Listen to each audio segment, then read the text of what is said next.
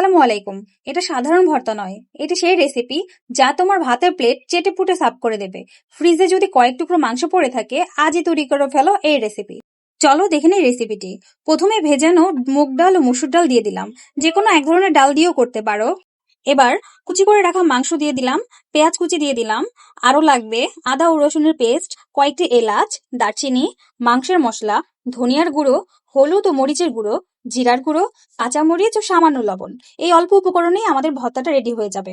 বেশি মশলার প্রয়োজন হবে না। এবার ভালো করে নেড়ে সেদ্ধ হওয়ার জন্য পানি দিয়ে ঢেকে দেব। আমরা অপেক্ষা করব সেদ্ধ হওয়া পর্যন্ত। মাঝে মাঝে ঢাকনা উঠিয়ে একটু নেড়ে চেড়ে দিতে হবে।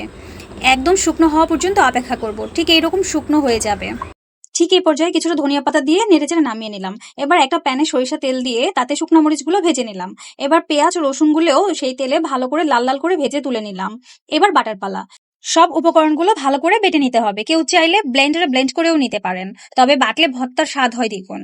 ব্যাস, এবার সরিষা তেল দিয়ে মেখে নিলেই তৈরি হয়ে গেল গরুর মাংসের ভর্তা।